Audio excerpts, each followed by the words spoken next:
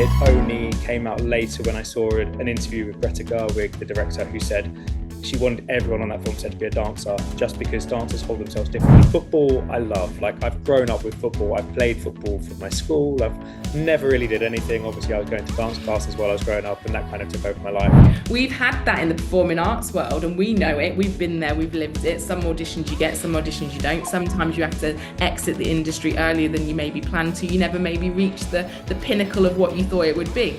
This episode is sponsored by Razzamataz Theatre Schools, always offering exciting franchise opportunities, and right now, one aspiring entrepreneur will win the chance to own a Razzamataz franchise in the UK or UAE, plus a £10,000 launch grant to get you started, thanks to their brand new Future Founders initiative.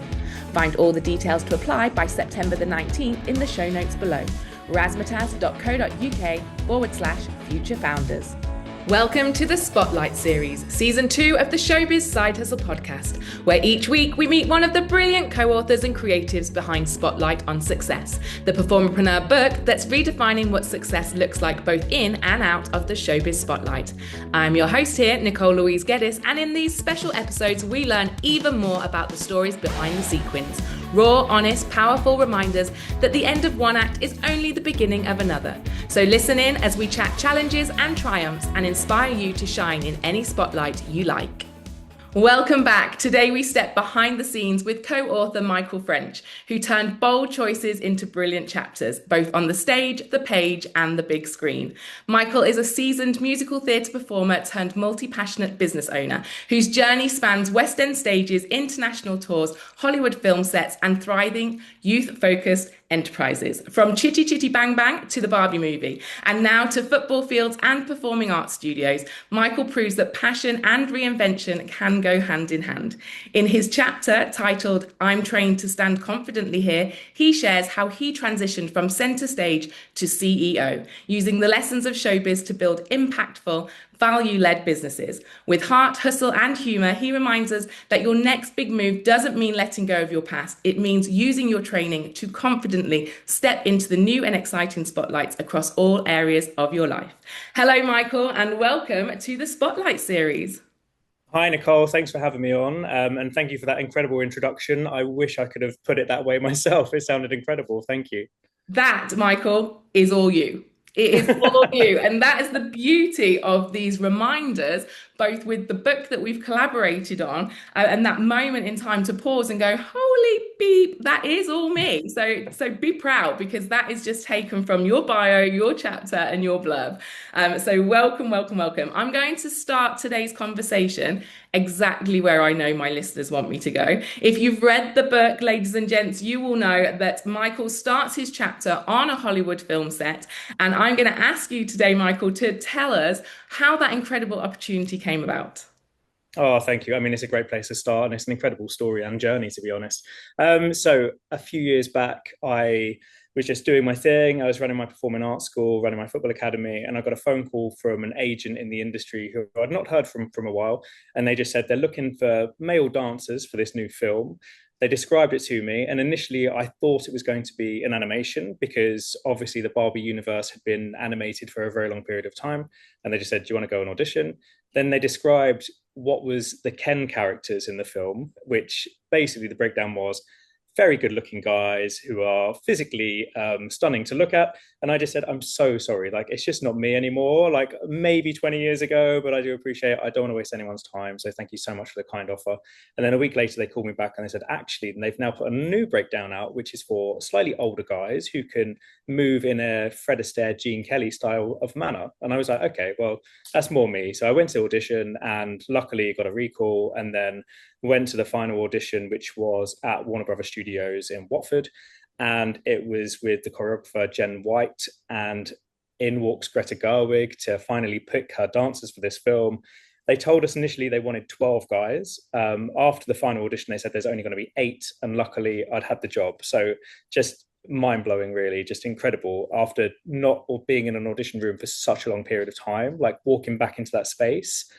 Yeah, it was very daunting, very harrowing, I should say. We all know what it's like to be in an audition room. It's not the greatest environment. You know, it's I think looking back on my career and looking back on that is kind of, it's always those when you walk into a room and you don't really want the job, because at this point I was thinking I have no clue what this is going to be about. It sounds absolutely bananas.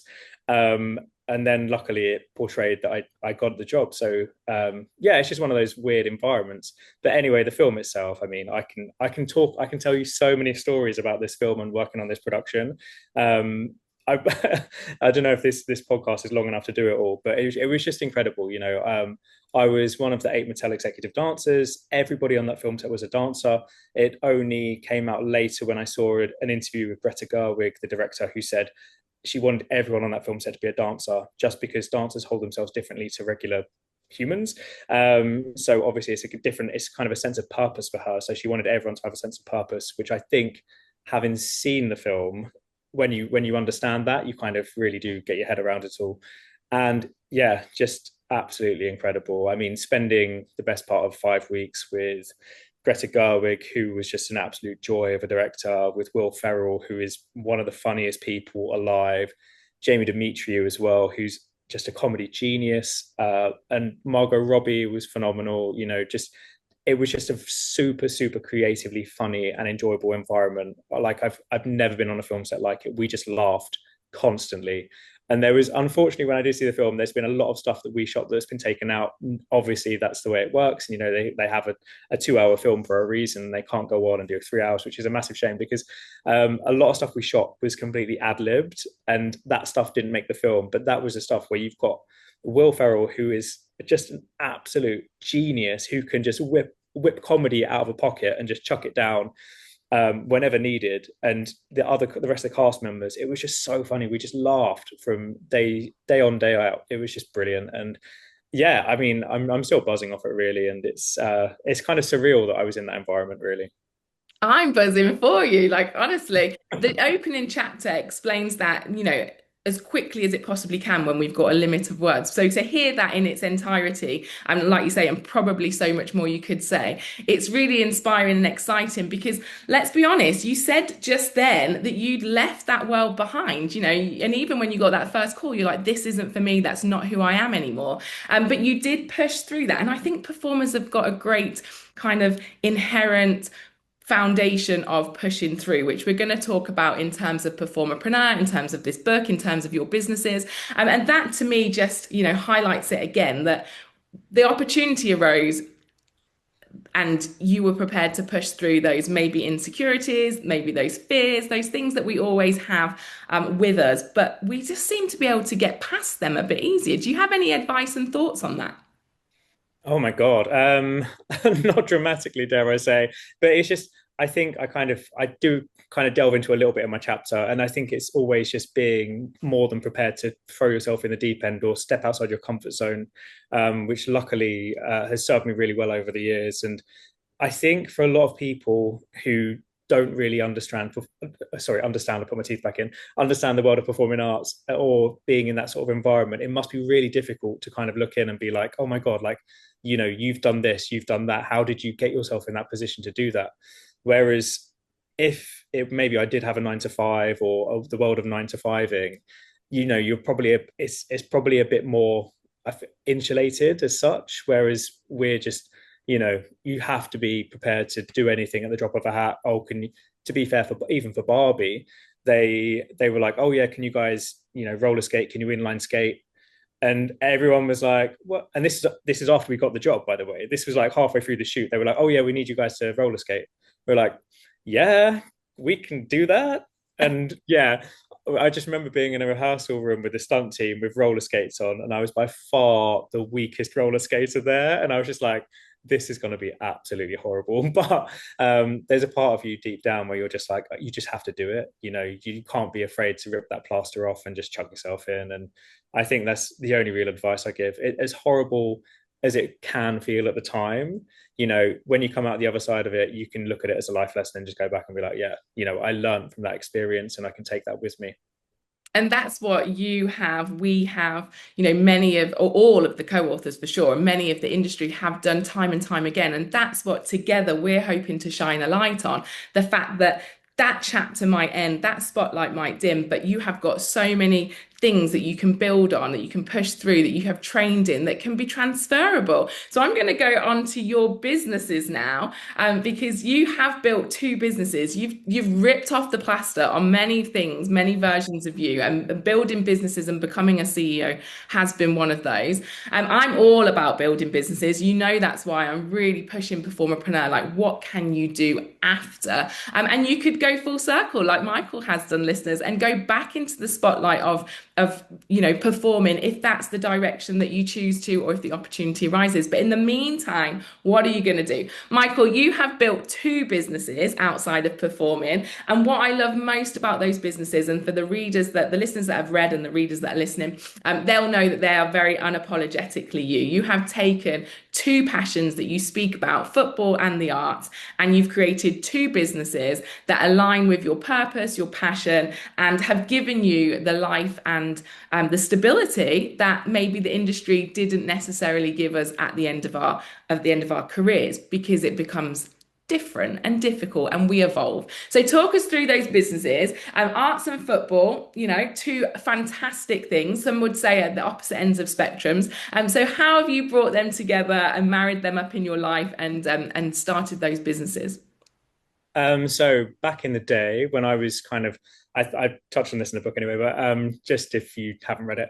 So going back, when my performing career was kind of coming to an end, it was early 30s. I'd had an exceptional career. It was joy from beginning to end.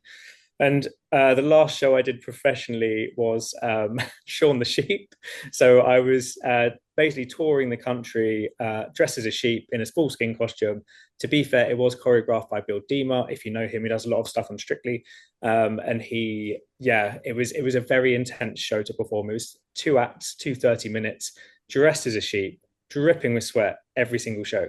And that was the point, and it was no offense to the show at all, but that was the point where I was coming to the end of the contract, and I was like, what do I want to do? Do I want to keep I feel like my career is slowly on the downward spiral as such.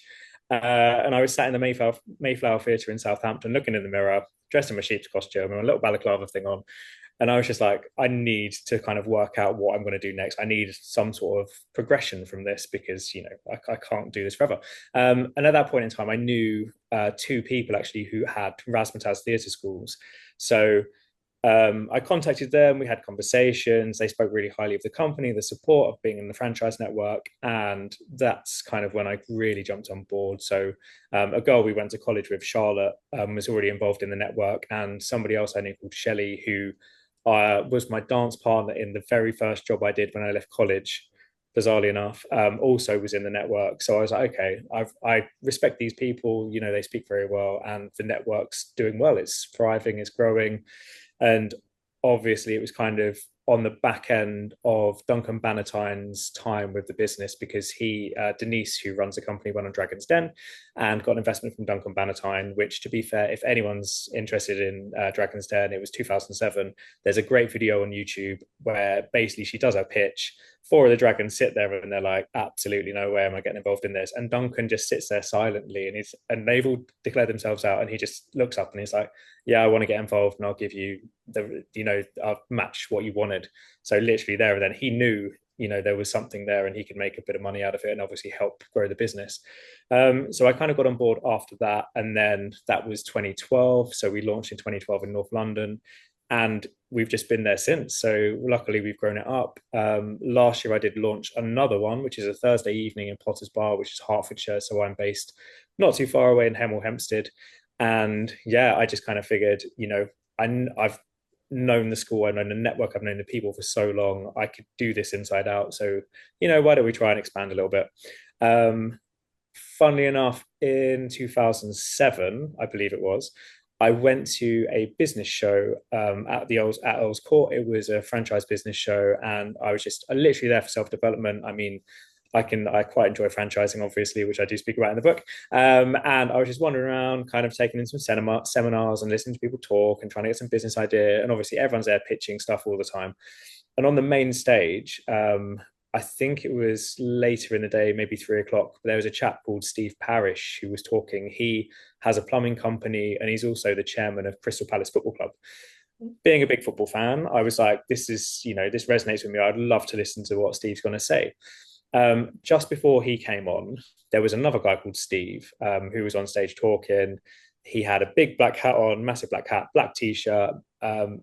Never seen this guy before, never heard of him. And he just sat there talking about his business called The Social Chain. And it was Stephen Bartlett.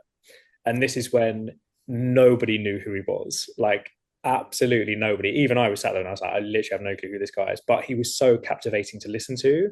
I kind of always followed his journey, and I've kind of, yeah, been a bit geeky on this whole Stephen Bartlett thing. But even when he started his podcast, I listened to that literally from day one, when he was just reading through his diary. And then obviously he's just ridiculously intelligent and just expanded dramatically. Anyway, I digress. At the end of that day, so just before I was going to get my train home, I realized there was a part of Earl's Court I hadn't looked at, which was low-cost franchising. So I ran over, just had a quick look, and I wasn't really there for anything, but I met this chap called Sean, who runs a company called We Make Footballers, and he'd just started franchising out. And I had a long chat with him and one of the other guys there called Yuri, who runs another franchise. And they were just talking about the company, and I was like, I've like football, I love. Like, I've grown up with football. I've played football for my school. I've never really did anything. Obviously, I was going to dance classes while I was growing up, and that kind of took over my life. Whereas I've always been a football fan. I've always followed it deeply. I've always followed my football club. Um, and it appealed to my heart more than anything. And as the more and more we were talking about his company and what they do and what they offer, and the development that they offer children and everything, it was just such an amazing package.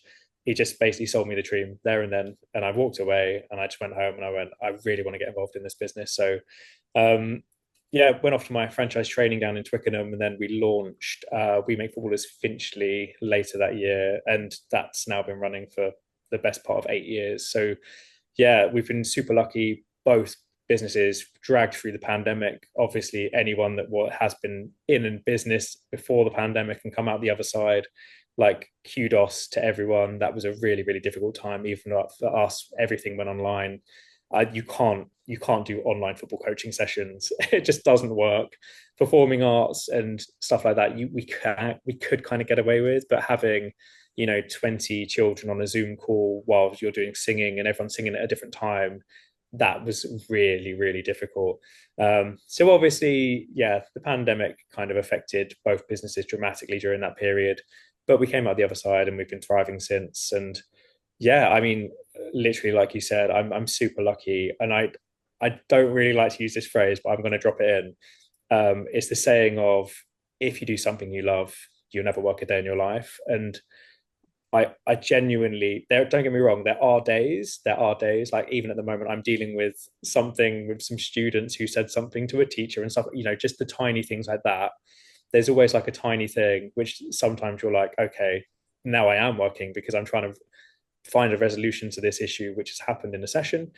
But 99 times out of 100, it's just, I'm not going to lie, like, I'm super, super lucky to have landed in this position where I'm in right now, where I'm, growing my small family and kind of doing things I love.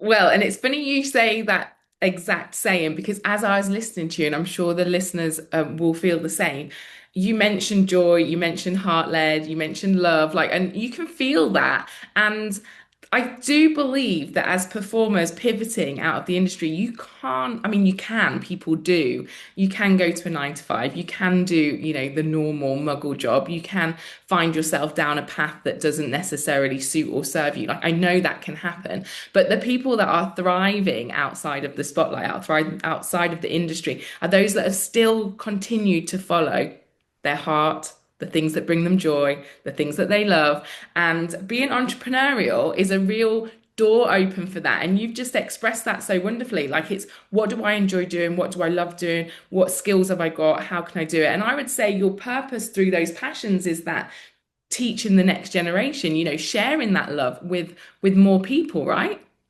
Oh, 100%, and that, I think that's what really appealed to me, was keeping in the industry, keeping going back into performing arts, and obviously nurturing that next generation. And I think it's just that thing. Obviously, we understand it because we live and breathe it, but I feel like the majority of people just don't understand the benefits of what performing arts can give young people.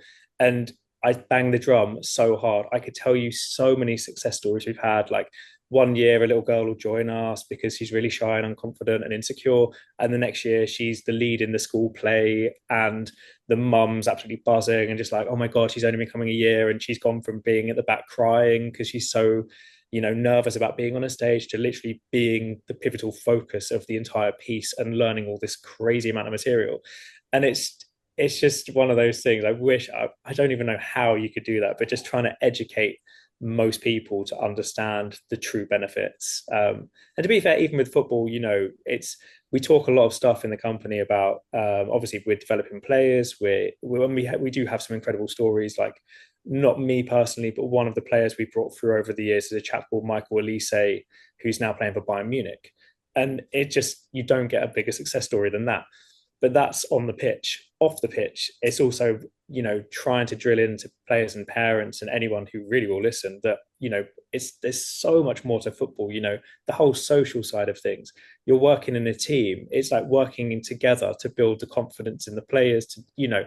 I'm not going to go on too long about it, but there's just so many hidden aspects that people don't really understand. And yeah, for me, sometimes I'm like, oh, it's just a shame, that you just can't see that for what it's really worth. But yeah, we're in this industry and we understand it. I think the synergy, though, I naively said polar opposites, the arts and football, but they're really not. Like, actually, there's so much synergy. My son absolutely loves football. My niece absolutely loves dancing. But you're exactly right. It's the teamwork, it's the camaraderie, it's the discipline that's involved in both skills. And actually, in school this time, because we're choosing a new school for my son because we're moving back to the UK. His teacher had said, make sure it's a sporty school because he thrives on the pitch and that brings his confidence into the classroom. And I'd never really thought of it like that, to be honest. I am in the arts world and I can see that synergy and the confidence with dancing and singing and learning to grow and perform. I hadn't really placed the emphasis on the football pitch, but she was exactly right. When he's thriving and shining there, he's got the confidence to come into the classroom and really try on something that he might struggle with. So you are doing a brilliant thing of joining those two worlds together. You are that person that is saying, look, boy, girl, football, singing, whatever, it doesn't really matter. Like it's the joy and it's the love and it's going to help to build better humans. And I love that you're the central point in that. I've got goose pimples thinking about it. And the fact that you're a male in that industry, shaping both worlds is fantastic because in the book you do speak about being one of few boys pursuing dance, probably one of many that would have pursued football. So I think it's really interesting and I think it's brilliant of you to have gone down that route. You had two passions and you followed the one that's the path that's less trodden, so to speak. How do you think that experience has shaped you as a person, has shaped your businesses, has shaped how you teach the next generation? I think I guess because I have lived and breathed it, I kind of am a bit of an outlier in that aspect.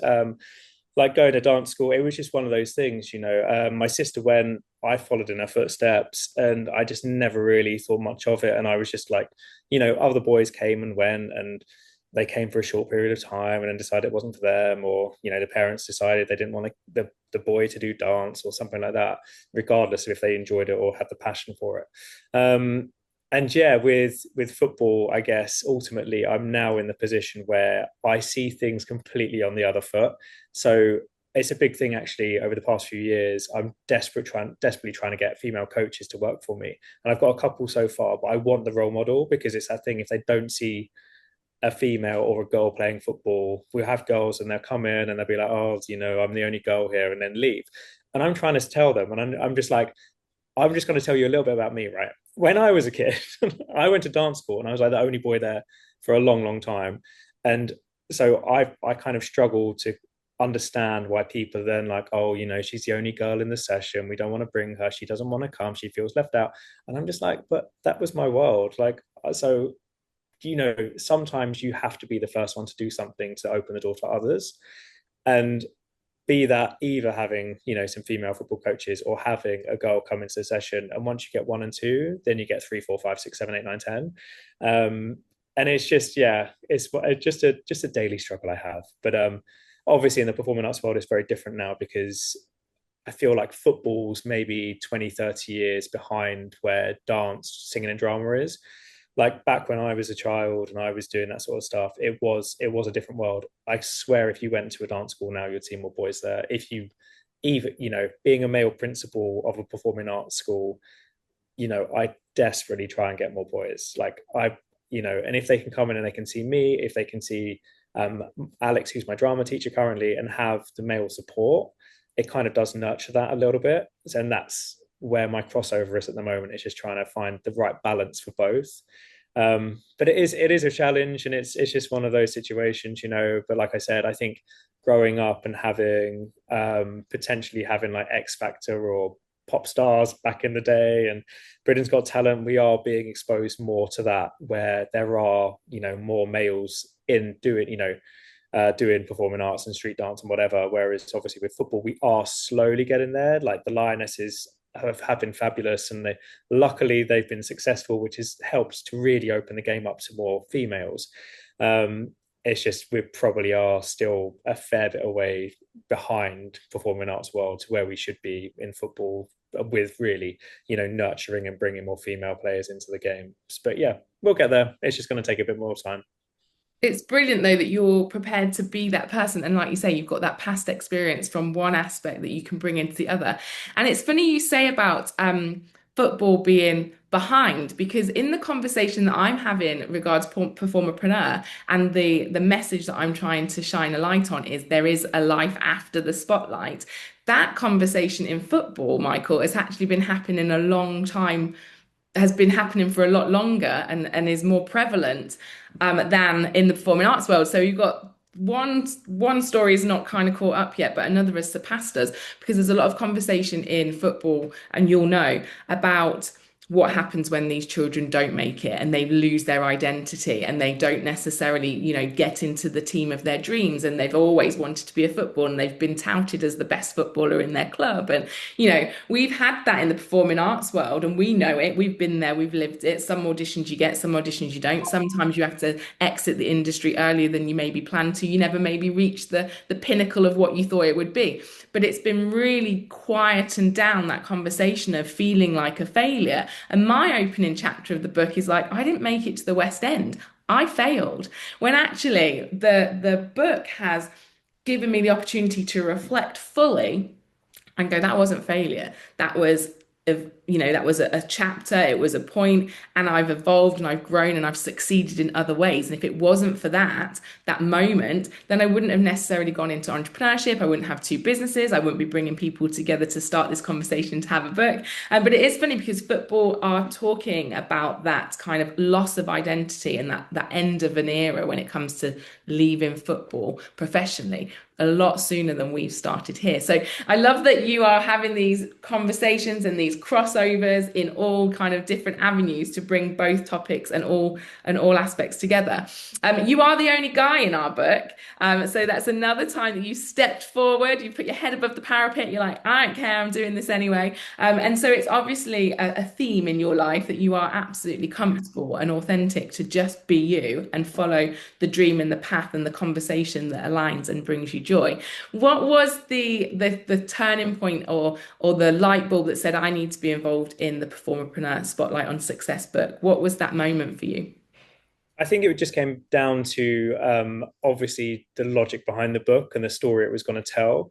I think even now when I meet people or I go into a room and I meet a load of people, or even recently I've just joined a business networking group in Hertfordshire.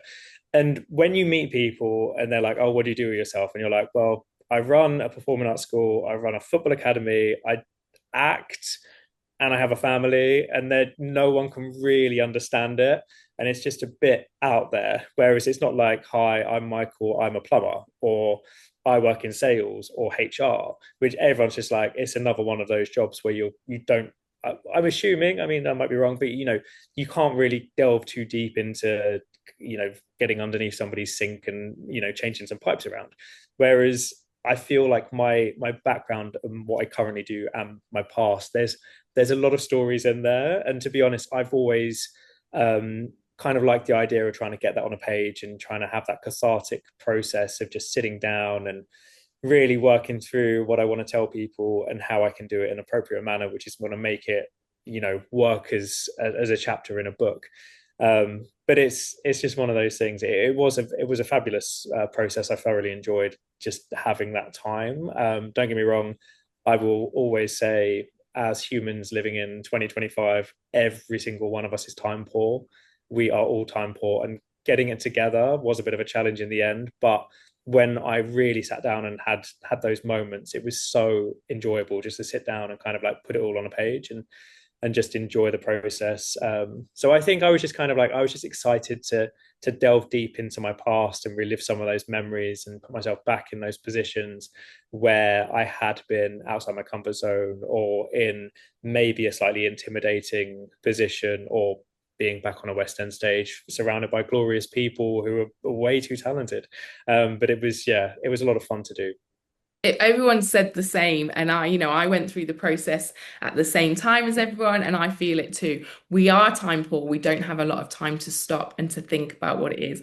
And when we all did that, you could feel it in the chat. We were like, this is crazy, this is cool, like we have achieved, and we've not even noticed over the years all these fantastic things we have done. And to put it down into such a short amount of words, a small amount of words, was tough, but again, it made it concise. And in business, that is what we need. I would love, Michael, for you to walk into your next meeting, your networking meeting, be like, I am a performerpreneur. I would love that word to resonate, because we're performers with businesses, and it is such a muddle and nobody gets it. But it's exactly why I penned the word and trademarked it. I was like, this is us. Like people don't understand it. We're our own unique being. But the other thing that I would hope now that you have had that time, you have wrote that chapter. I certainly have, and I presume you felt it too. You've got more kind of concise on your messaging. What do you do? I've spent a good few hours working this out. I've got a chapter that explains what I am and who I am and why I am and what I do. And so now you can take that chapter and create your elevator pitch from it, right? Oh yeah, definitely, definitely. I mean, it's one of those, talking of elevator pitches, the 1 minute you get in a networking meeting and you have to tell them who you are, what you do, and how you work, and all this kind of stuff. And yeah, a minute is just not enough. I mean, I think for a lot of us, there's a lot in there that you want to, get across in a short space of time, and especially when you're uber passionate about what you do and you just absolutely love what you do. I mean, to be fair, I would say 99% of entrepreneurs probably do love what they do, be that from creating a new, I don't know, spark plug to what we do. We love what we do, and there's a reason why we do it, but ultimately we can easily get distracted with our passion and our love when you're in the business world. And next thing you've waffled on and you've not really got any sort of idea across of why you're there or what you're trying to do with yourself. So yeah, the clear, concise thinking is, yeah. I think maybe I should take the whole chapter now and whack it into Chat GDP and just say, give me 30 seconds summary of this. I can tell people, maybe. No, you absolutely should. FYI, listeners, we were not allowed to do that for our chapters. This is all us. But now that we're published and we're out there, do it, because I think it will give you some real good bullet points. And certainly listen to the intro that I created for you as well. Like it's there, it's black and white, it's your life. You've done these incredible things. And you have done it with support. You came into the collaboration, you've been supported by Louisa and I, and the other co-authors. You bought franchises and you've been supported by Denise and Razzamataz and the guys at We Make Footballers. So you are obviously inclined to surround yourself by positive people that are doing things that are going to get networking. You've just said you joined more networking communities. Is that a big thing for you? It's a big thing for me. I think surrounding yourself by people that are going to help push you forward on those slower days, or someone to reach for ahead of you that can give you inspiration. You've obviously chosen franchises for businesses, collaborations for book writing, networks for networking in your local community and area. What's your advice and thoughts about community building and being part of that, for both children, business, yourself? Oh, it's absolutely key. There's there's some fantastic guys who have a podcast who I've listened to for many, many years. I've kind of haven't listened to it for a while, but they talk a lot on there about kind of creating your clan, creating your environment for the right people to be in. To be fair, quoting Stephen Bartlett, but he talks about that a lot as well. And it's kind of, I remember him years ago, not that I've done this because I have friends from various aspects and I don't want to lose all my friends, but he did say, if you've got friends who aren't, pulling their weight, who aren't the right positive environment or, bringing the right things to the table that you need, just cut them out of your life. And I was like, okay, I can see the logic behind that, but also you're a very, very wealthy person who's done very, very well with your life. And probably everybody wants to be your best friend. Everyone wants to soak up that information that you can give them. They want to listen to every single last word. I'm not in that world, so I was kind of like, actually, I'm not going to cut everyone off just because I need people. Although some people obviously bring a lot more than others, but no, it's absolutely right. It's all about creating the community. It's funny enough, we have actually been talking about this a lot with We Make Footballers this year, just because Sean, who runs the company, has gone over to the States. And he's now opening franchises in America, which is, it's fantastic. We literally have a worldwide company now.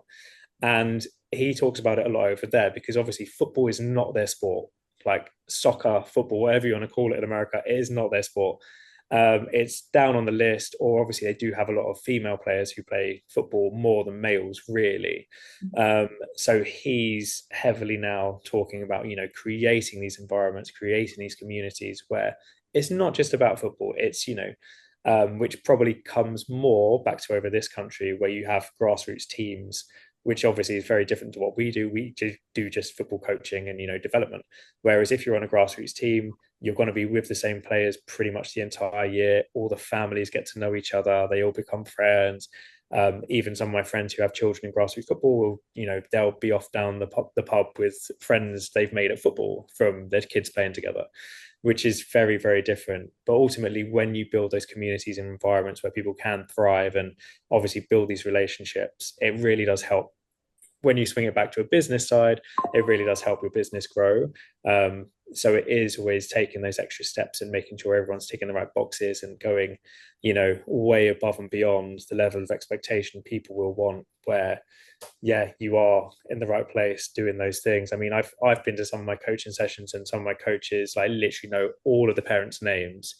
And they're the sessions where we often see the returning players coming back and back and again, because it's not just, you're not just a number. You're not just, Joe Bloggs who signed up for 2 months of football sessions. At the end of the 2 months, the coach doesn't know who your child is or anything like that. It's getting our people, be that our teachers, our coaches, whoever it is, they know everyone. They know exactly what's happening. That's, how are you? How was your holiday? It's just those small things. But very, very important. I mean, to be fair, regardless, being in this sector, in any sector really, if you're running a business, it's all about that, I guess, personal touch more than anything. Going to say exactly the same thing. It's that know, like, and trust, isn't it? It's that personable, and it's getting people from the pandemic. And we're going to have to cut this conversation short soon, but we could talk and talk and talk. But we are taking people from the pandemic, like you spoke about that point in your life and your businesses where it was online and it was tough. But I think the world is now craving that in-person connection again, like to find those communities, find those spaces, to find those people. Your businesses, as you say, didn't necessarily 100% work online, but they moved online. They did what they had to do, but you've come straight back into the real world and you've brought everybody with you. And the same reason that this book is out there, because and then the podcast, because we want to start getting closer to people. We want to start really touching people with the information, with the knowledge, with the support, and not just being kind of an Instagram account or a social media network. Like, let's bring it to real people and get the information where it needs to be. And you're doing that with the children. You're doing that with your businesses. Razzamataz, I believe, is expanding as well. I think they're going over to Dubai soon. So you are like involved with some really big players in the franchise world, and you're doing fantastic things for yourself as well with that. I am super excited to get back to the UK and meet you again in person. For those that don't know, Michael and I actually trained together at the same college many moons ago. So there's so many kind of like synergies and paths crossed and people we know. So it'll be really great to get back. Can you drop your socials verbally so that people can find you? They can find how they can sign their children up to work with you. They can follow your journey. What's the best thing that people can do to find and to know more about you, Michael? So the best thing, I've got a website now, which is basically a hub for anyone who wants to find out anything about anything that I'm involved with. So Razzamataz, Women Footballers, acting career, anything like that. So simply www.michaelfrench.co.uk. Otherwise, people can reach me directly on Michael, Michael. I'm just going to spell that just because people always put the E in front of the A. So AEL at michaelfrench.co.uk. So nice and easy, literally my name, just the easiest way to find me. Brilliant. And I'm sure and I hope that people will reach out and learn more about you. Michael, let's end the conversation today with a little bit of podcast book chapter legacy. If you could impart any wisdom to the listeners, to the readers, obviously, guys, go buy the book. You'll read Michael's chapter along with 13 others, all saying the same thing in a beautiful, unique way, which is basically you can be and do anything you want to be and do at any point in your life. Like you can go full circle, you can change direction, you can evolve, you can, there's so many different experiences within this book, Michael, that I'm so excited. But the bottom line is exactly that. Just be authentic, be you, follow joy, have purpose, join your passion with your purpose and go and live life and shine bright. But what would you like the listeners to learn or to receive from you today as a little departing gift? I mean, I think you've just said it for me, to be honest. I think that was the end of my chapter. So I don't think I need to go off too much on a tangent. But yeah, literally that. It's just wherever you are in life, be you, find what you want to do. Try not to be distracted with everything else. Just very quickly, just when I was in the pandemic, I ended up being a delivery driver for a very big supermarket company. And when that was kind of tailing off towards the end, I'd been there about 9 months. I was kind of like, there's a lot of people who work there who were lifers, and they literally left college, left school, went into this job doing retail, and they're going to be there for like 60, 70 years. And that was the real point where it was like, actually, this has served me now.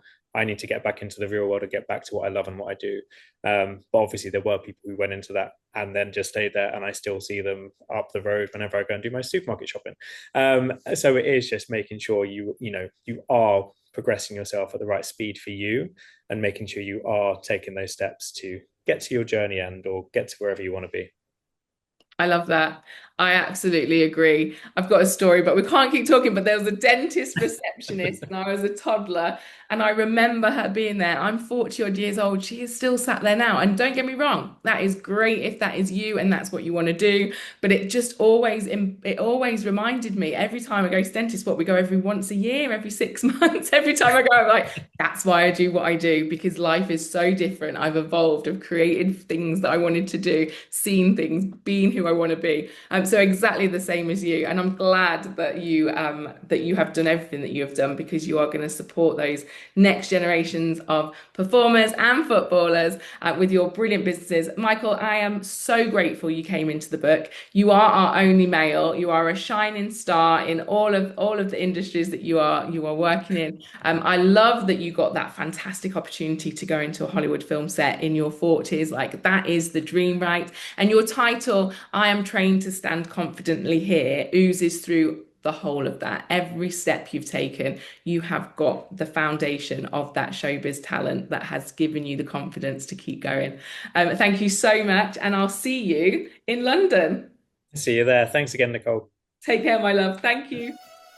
There you have it. Thank you for joining us on today's episode of the Spotlight series, where stories shine and success gets redefined. If you loved what you heard, hit like, follow, or subscribe. And be sure to grab your copy of Spotlight on Success over on Amazon. And don't forget to tag us at PerformerPreneur across all socials. If you've been inspired today to step into a new spotlight, you can find a whole community ready to support you at PerformerPreneur.co.uk, as well as up-and-coming events and even more about each author. Until next time, stay bold, stay brilliant, and continue to shine.